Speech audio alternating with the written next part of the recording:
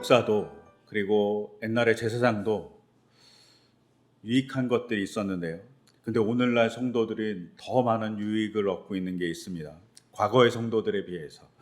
그게 뭐냐 하면 성경을 자신의 언어로 갖고 있다는 겁니다. 중세 이전의 사람들은 자신의 언어로 성경을 갖고 있지 못했습니다.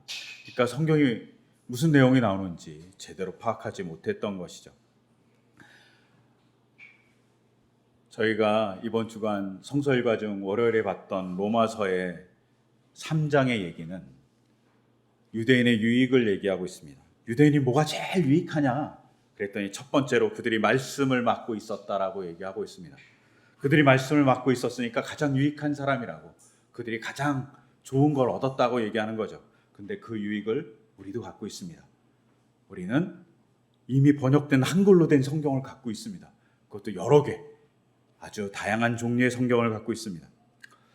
근데 오늘날 성도는 더 유익을 갖고 있죠. 어떤 유익을 갖고 있냐? 그 성경에 대해서 많은 사람들이 이야기하는 해설서도 갖고 있고, 주석이라고 불리는 주석서도 갖고 있고, 심지어 그것을 열심히 설교하는 많은 사람들의 설교가 무료로 막 유튜브나 여러 군데서 다양하게 막 공급되고 있습니다. 엄청나게 유익하죠. 그 유익을 잘 누리기 위해서 우리가 뭘 해야 될까요? 우리는 조금 더 깊고 길게, 그리고 넓게, 그리고 높게 주님의 말씀을 읽고 그 말씀과 만날 필요가 있습니다. 문제는 그 특권을 우리가 잘 누리지 못한다면, 그리고 그 은혜를 우리가 생각하지 않는다면 어떻게 되냐? 예수님 당시의 유대인과 같이 예수님을 죽이는 사람들이 될 수 있습니다.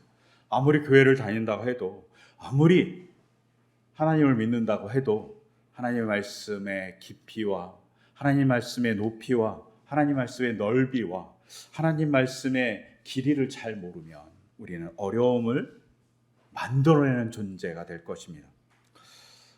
근데 저는 이번 주 설교를 준비하면서 개인적으로는 이 말씀의 깊고 넓고 길게 그리고 높고 이런 말씀의 의미를 조금 더 잘 만났던 순간들이 있습니다. 그게 오늘 본문을 읽으면서 레위기가 계약서라는 것을 제가 알고 있었는데 새롭게 막 다가오는 겁니다. 알고 있던 사실이 은혜로 다가오는 거죠. 오늘 읽었던 본문이 레위기 26장입니다. 레위기 26장의 본문을 쭉 보면 지난주에 얘기한 대로 말씀을 지키면 복을 받고 말씀을 지키지 않으면 벌을 받아요. 근데 잘 지키면 어떤 복을 받냐면 소산이 막 늘어나고 비가 와서, 그리고 땅은 기름지고, 그리고 평안하게 살 거라고 얘기하고 있습니다.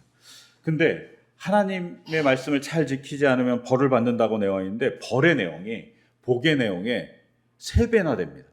양으로. 하나님 너무하신 거 아닙니까? 이렇게 율법을 지키면 복 받아야 되는데 복의 내용은 조금이고 벌의 내용이 3배나 되는 겁니다. 마음이 좀 어려워져요. 계약서 읽으면서 되게 마음이 어려워지는 겁니다. 그 복의 내용보다 벌의 내용은 정말 놀랍습니다. 어떤 내용들이 나오냐면 하나님의 말씀을 잘 지키지 않으면 온갖 질병에 시달릴 거라고 합니다. 흉년도 들 거라고 얘기하고요. 얼마나 흉년이 드는지 땅이 쇠같이 변하고 놋새같이 변해서 땅이 단단해져서 곡식을 내놓지 않는다고 기록되어 있어요. 심지어 하나님이 들짐승을 보내갖고 재앙을 일으킨대요. 또한 가축대가 죽을 거라고 하고 가축대에 죽는 것 통해서 사람도 죽을 거라고 얘기합니다. 심지어는 전쟁도 발생할 거라고 얘기합니다. 그래서 너무나도 처참한 꼴을 당할 거라고. 너무나도 처참한 꼴을 당하니까 사람들이 배가 고프잖아요. 전쟁이 있으니까 먹을 게 없잖아요. 그러니까 어떻게 할까요? 오늘 본문 아니지만 레위기 26장에 의하면 사람들이 자기 아들과 딸을 잡아먹는다고 되어 있습니다. 너무 잔인하지 않습니까? 그러면 하나님이 이렇게 얘기합니다.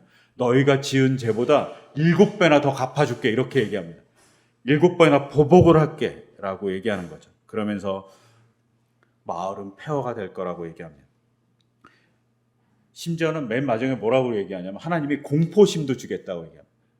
우리가 트라우마라고 얘기하는 그거를 주겠다고 얘기하는 거죠. 그래서 사람들이 공포에 질려갖고 일도 제대로 못하고 어떤 사람과 대항도 제대로 못하게 만들겠다는 겁니다. 이 내용을 쭉 읽다 보면 하나님 너무하시는 거 아닌가? 하나님 되게 잔인하신데? 심지어는 이런 생각이 들죠. 하나님께서 이에는 이, 눈에는 눈 이렇게 얘기하셨잖아요. 스스로 그 하나님이 주신 법률을, 율법을 막 깨는 거예요. 동행보복법인데 하나님이 7배나 갚겠다니 이게 말이 되겠습니까? 근데 이게 더욱더 심각하게 다가오는 건 오늘 읽지 않았지만 레위기 26장 25절 한번 이렇게 있으면 보시면 좋은데 제가 읽어드릴게요. 내가 너희에게 전쟁을 보내서 너희가 언약을 어긴 것을 보복하겠다 라고 기록되어 있습니다. 제가 순간 되게 의심이 되는 거예요. 보복하겠다? 하나님이 보복을 한다고? 우리말로는 복수한다는 거잖아요. 하나님이 복수한다고? 너무 깜짝 놀라갖고 히브리어 원문까지 다 찾아봤어요. 근데 정말 복수한다는 단어인 거예요. 하나님이 율법을 안 지키면 복수하겠다라고 얘기하는 거죠.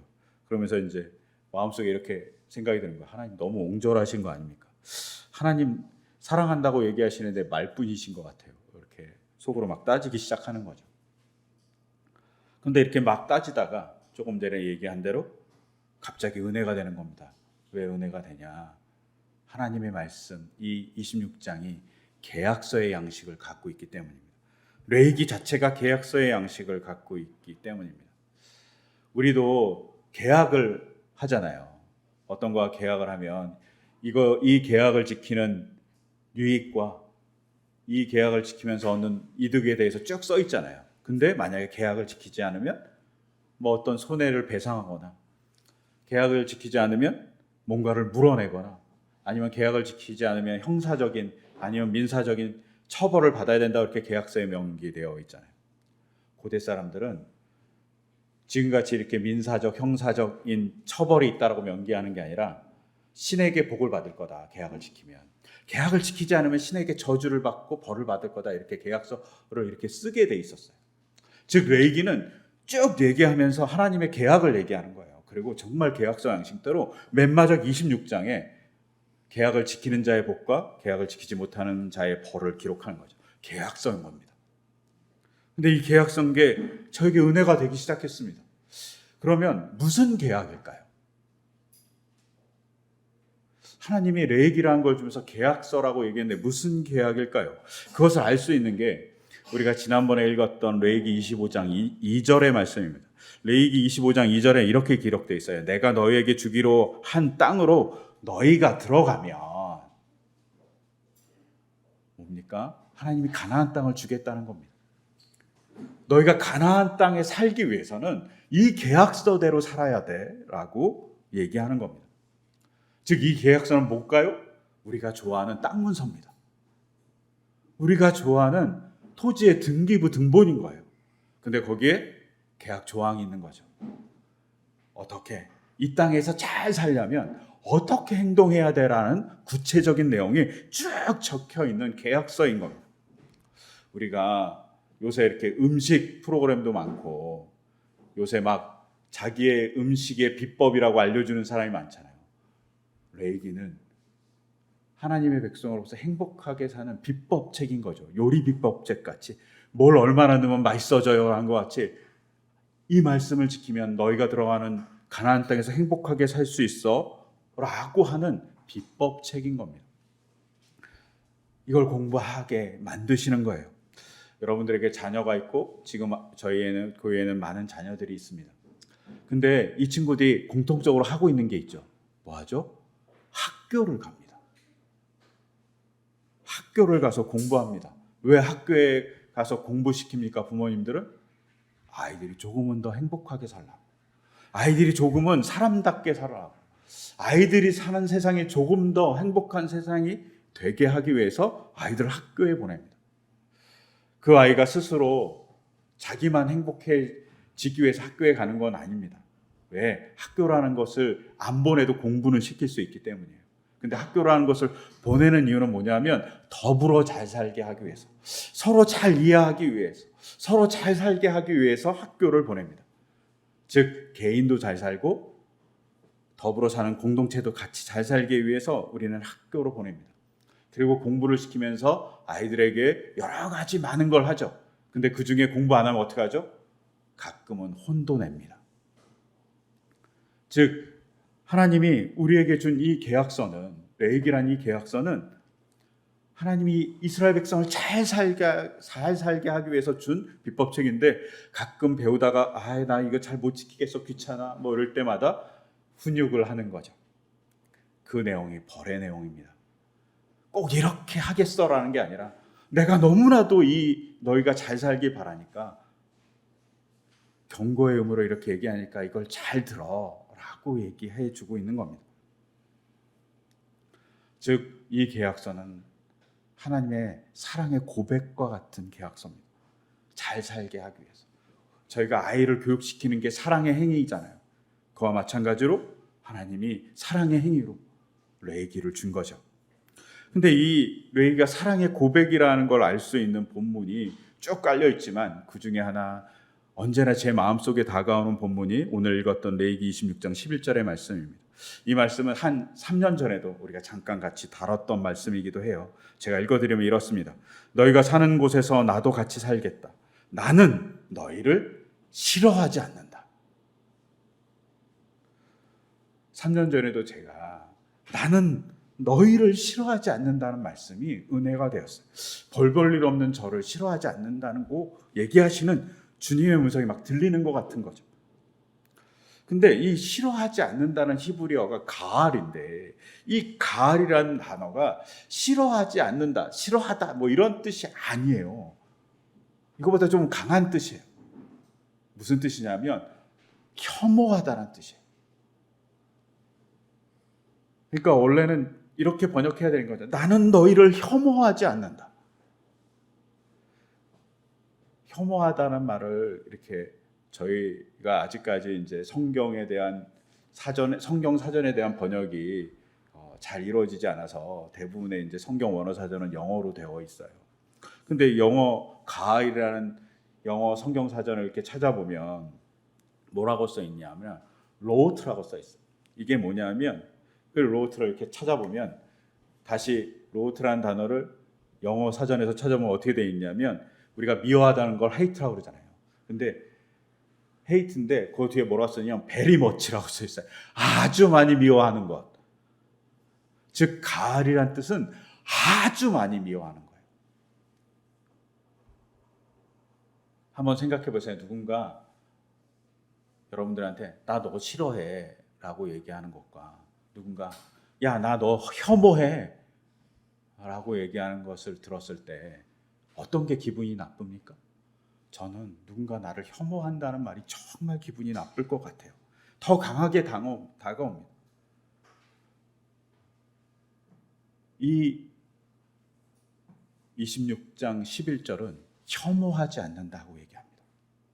근데 왜 이런 단어를 썼을까요? 너무 이상하지 않습니까? 제가 갑자기 설교를 준비하다가 일주일 내내 왜 이 단어를 썼지? 라고 생각이 되는 거예요. 그리고 찾아보니 이 단어는 구약에서 딱 9번밖에 쓰이지 않았어요. 그리고 4번은 다른 곳에 쓰였고, 심지어 5번이 어디 쓰였냐? 레위기 26장에만 5번 쓰였어요. 거의 쓰이지 않는 단어라는 거죠. 거의 쓰이지 않는 단어를 왜 레위기를 쓴 저자는 쓰고 있을까요? 왜 썼을까 곰곰이 생각하다 이런 생각이 들었습니다.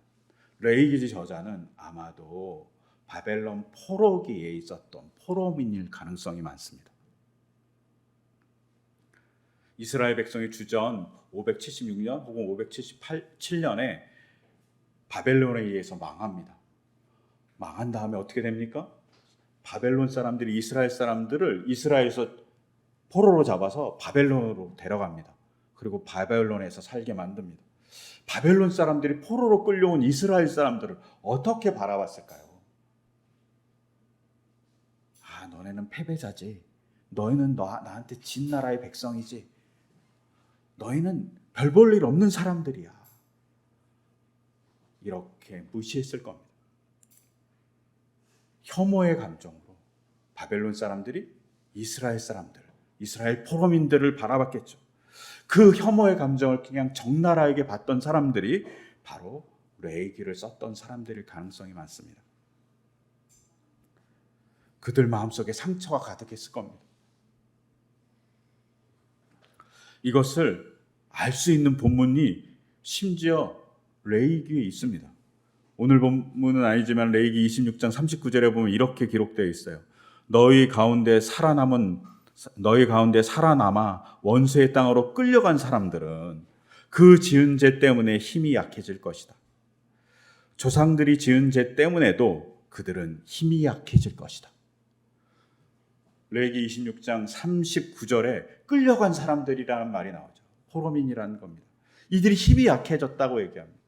우리는 힘도 없는 백성이야. 우리는 아무것도 할 수 없어. 우리는 처참한 삶을 살고 있는 사람이라는 자괴감을 갖고 있는 고백인 거죠. 근데 이들 중에 어떤 사람이 있냐면 조상의 지은 죄 때문에 우리가 이렇게 처참하게 살아라고 생각하는 사람들이 있는 거예요. 즉, 이 말은 무슨 뜻이냐면 포로로 끌려간 2세대, 3세대의 사람들이 레위기의 저자일 가능성이 많다는 겁니다. 야, 우리가 조상을 잘못 만나고, 우리가 가끔 이런 얘기 하잖아요. 부모를 잘못 만나고 우리가 힘들어. 이런 얘기를 얘기하고 있는 거죠. 자기를 혐오하고 있는 겁니다. 열등감에 빠져서 괴로워하고 있는 겁니다. 패배감에 빠져서 패배에 쩌들어서 살아가는 겁니다. 근데 이들을 향해서 하나님이 이렇게 얘기하지 않습니다. 내가 너희를 사랑해 라고 얘기하는 것이 아니라 하나님 뭐라고 얘기하냐면 내가 너를 혐오하지 않아. 너 스스로 혐오한다고 얘기하지만 나는 너를 혐오하지 않아 라고 얘기합니다. 그러면서 내민 게 뭡니까? 계약서라는 겁니다. 너희는 하나님 나와 계약할 수 있는 그런 존재야 라고 얘기하는 겁니다. 여러분, 우리가 계약을 해요. 근데 아무나 하고 계약합니까? 그렇지 않잖아요. 집을 계약해요. 그러면 집값을 지불할 수 있는 사람과 계약하죠. 물건을 사요. 그럼 물건을 파는 사람이 누구한테 그 물건을 줍니까? 그 물건의 값을 지불할 수 있는 사람한테 줍니다. 누군가하고 일을 계약해요. 그만한 능력이 있는 사람과 계약합니다. 건물에 수리를 하는데 건물 수리를 아무것도 못하는 사람과 우리가 계약해서 건물 수리를 맡기지 않아요. 그림을 그려야 되는데 그림을 정말 못 그린 사람과 계약하지 않아요. 그것을 할 수 있는 사람과 계약합니다. 하나님이 계약서를 들이민 건 너희가 그만한 존재야. 내가 너희를 그렇게 귀하게 생각해. 하나님이 계약할 대상으로 생각해 라고 얘기해 주는 겁니다. 근데 그럼에도 불구하고 저는 계속 혐오한다는 얘기를 쓰는 게 이해가 되지 않았습니다. 그래서 레위기 26장에 혐오한다는 이 가알이라는 단어가 어디 나오나 다 찾아봤습니다. 근데 유독 놀라운 본문이 하나 있습니다. 오늘 읽지 않았지만 레위기 26장 15절에 이렇게 기록되어 있어요. 내가 정하여 준 규례를 지키지 않고 내가 세운 법도를 싫어하여 나의 모든 계명을 그대로 실천하지 않고 내가 세운 언약을 어기면이라고 기록되어 있어요. 근데 이 본문에서 처음에 나온 규례를 지키지 않으면, 이게 지키지 않는다는 말이 아니에요. 이 히브리어가 특이하게 마하스란 히브리어인데 이 마하스란 말은 뭐냐면 거절하다 혹은 거부하다는 뜻이에요. 즉 하나님의 말씀을 무시하는 거예요. 나 그거 거절할래. 나는 그거 싫어. 거부할 거야. 이렇게 얘기하는 겁니다. 즉 하나님의 말씀을 거부한 게 아니라 하나님 자체를 거부하고 거절하는 게 됩니다. 근데 그 다음 나온 내가 세운 법도를 싫어하여라는 이 단어가 바로 가알이라는 단어입니다. 내가 너희를 혐오하지 않아라고 얘기했던 그 단어인 가알과 이스라엘 백성이 하나님의 법도를 싫어하여라는 그 싫어하다는 그 단어가 동일한 단어입니다. 즉 하나님의 법도를 나는 혐오해 라고 얘기하는 게 이스라엘 백성이었던 거예요. 그래서 망했다고 얘기하는 거예요. 근데 하나님의 말씀을 혐오한다는 게 뭡니까? 하나님을 혐오하는 거죠. 근데 하나님을 혐오하는 그들을 향해서 하나님 뭐라고 얘기하냐면 너희가 나를 혐오해도 나는 너희를 혐오하지 않아. 너희가 잘못 생각해서 나를 혐오하는데 나는 너희를 혐오하지 않아 라고 얘기하는 겁니다. 그러면서 뭐라고 얘기합니까? 11절에 너희가 나를 혐오할지라도 나는 너희 가운데 나의 거주지를 두겠어. 나는 너와 같이 살겠어. 어떻게 혐오하는 사람과 같이 살겠습니까? 근데 거주지를 주겠다는 이 말이 성전을 주겠다는 말이 아닙니다. 거주지를 주겠다는, 같이 살겠다는 이 말에 나온 히브리어는 미슈칸이라는 단어인데 그냥 집이에요. 그냥 거주하는 집이에요. 근데 그 집에 살겠다고 얘기합니다. 이스라엘 사람과 동일한 집에 같이 살겠다고 얘기해 주는 거예요. 근데 하나님이 나는 너희에게 같이 살겠다라고 하면서 나라고 표현한 것이 보통 1인칭 대명사가 아니라 네페시로 표현되어 있습니다. 하나님을 스스로 네페시로 표현하는 게 별로 많지 않아요. 전에도 계속 얘기했지만 네페시가 뭡니까? 첫 번째 목구멍입니다. 밥 먹는 거예요. 밥 먹는 인간. 뭐죠? 욕구를 가진 인간입니다. 감정적 욕구를 가진 인간이죠. 즉 하나님이 자신을 네페시라고 표현한 건 감정적 욕구를 가진 하나님이란 뜻입니다. 어떤 욕구를 가졌을까요? 미움을 받으면 분노하는 욕구를 가진 하나님이라는 거예요. 사랑을 받으면 너무나도 기뻐하면서 사랑하는 그런 욕구를 가진 하나님이라는 거예요. 근데 그런 욕구를 가진 하나님이 이스라엘 백성이 혐오해요. 그런데 그 혐오의 감정을 받음에도 불구하고 나는 너희를 혐오하지 않아. 너희가 나를 미워한다고 막 때를 써도 나는 너희를 미워하지 않아 라고 얘기합니다. 우리가 가끔 자녀를 키우면서 이런 일이 발생하잖아요. 뭐 자녀가 원하는 것 안 들어주면 자녀가 이렇게 하죠. 엄마 미워, 아빠 싫어, 뭐 이렇게 얘기하지 않습니까? 근데 아빠 엄마가 그 얘기를 듣고 나도 너 싫어 뭐 이렇게 얘기하지 않잖아요. 나도 너 미워 뭐 이렇게 얘기하지 않고 그걸 어떻게 받아들입니까? 이쁜 아이의 투정으로 받아들이죠. 하나님이 이렇게 본다는 겁니다. 아빠 미워한다고 해서 자녀를 버립니까? 아빠 싫어 그런다고 그래갖고 고아원에 팔아버립니까? 그러지 않잖아요. 그 아이를 어떻게든 잘 살게 만들려고 노력합니다. 하나님이 이런다고요.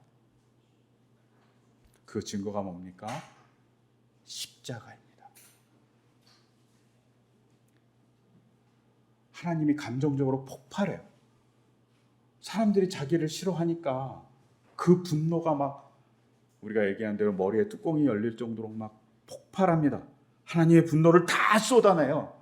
그래서 예수님이 뭐라고 얘기합니까? 겟세마네 동산에서 하나님 아버지 이 잔을 지나가게 해달라고. 이 코스라는 이 잔은 히브리어로 코스라는 잔은 상징적으로 쓰였을 때 분노를 의미할 경우가 많습니다.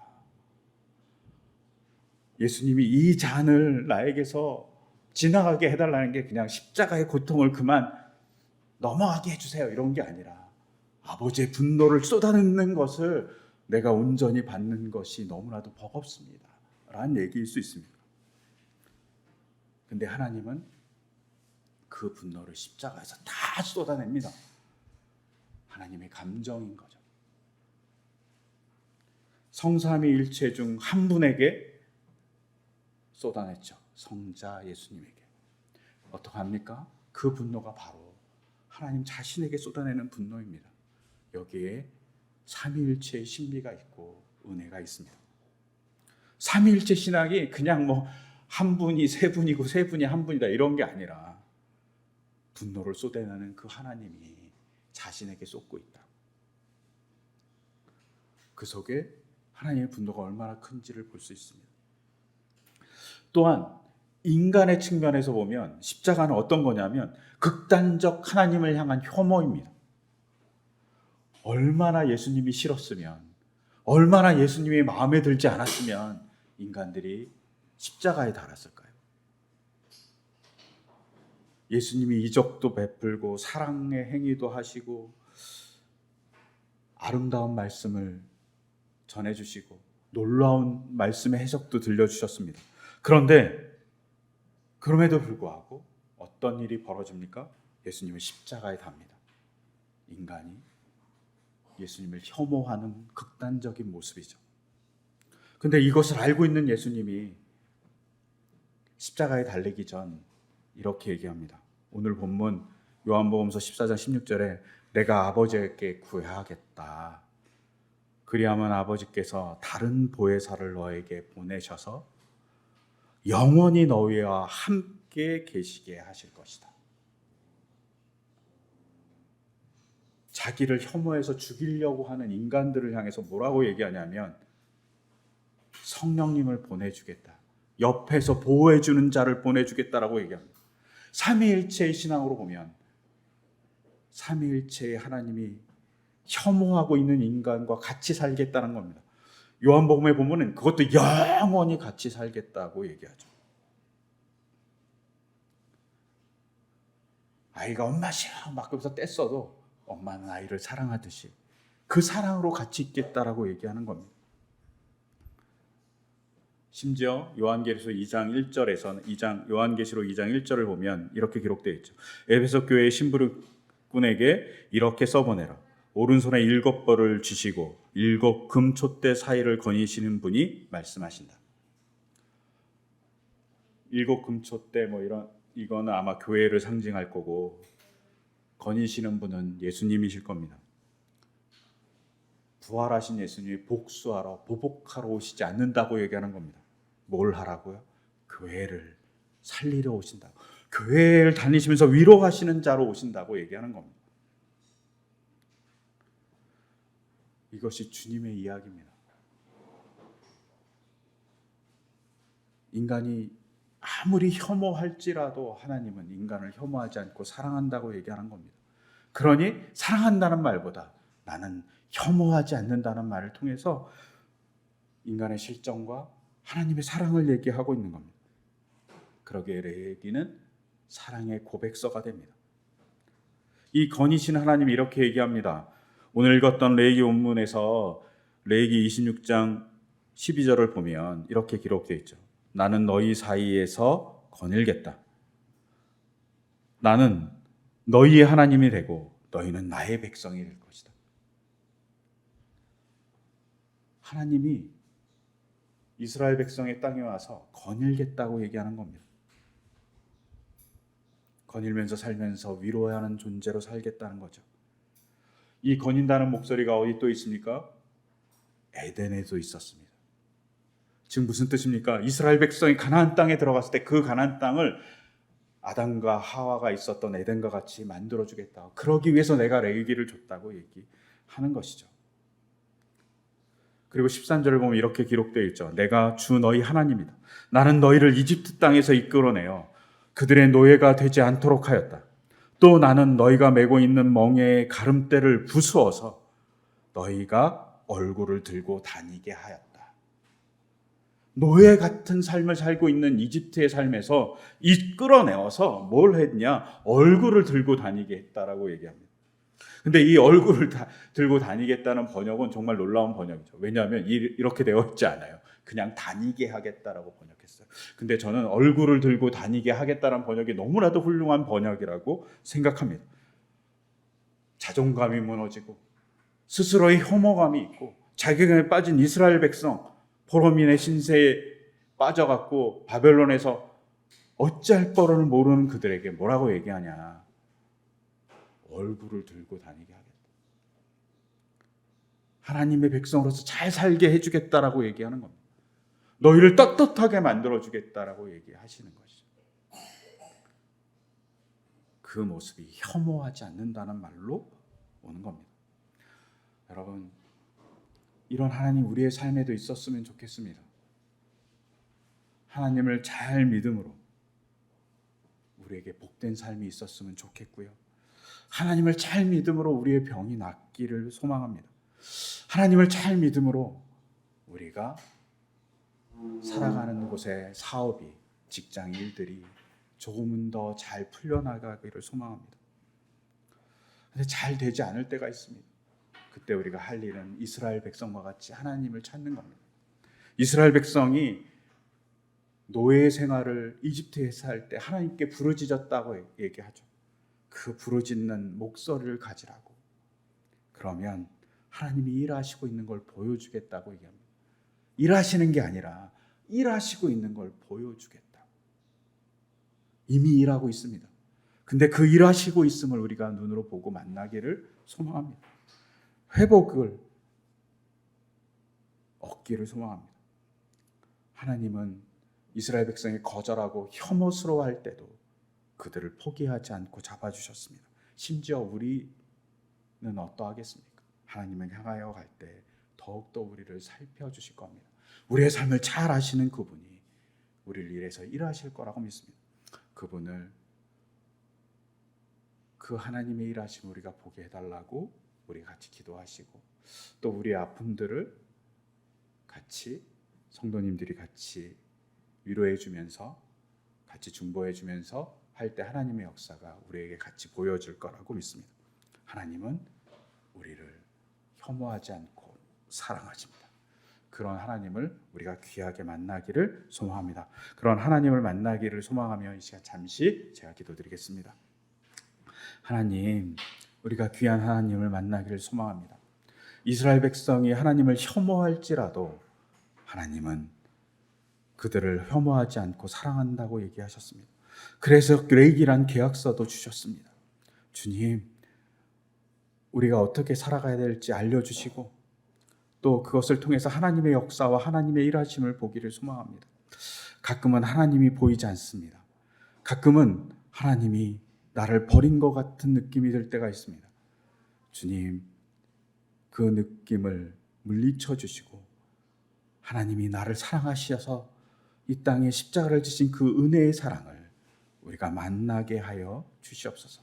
그 만남으로 우리가 고개를 들고 떳떳하게 다닐 수 있도록 주님 인도하여 주시옵소서. 이 모든 것 주 예수 그리스도의 이름으로 기도드립니다. 아멘.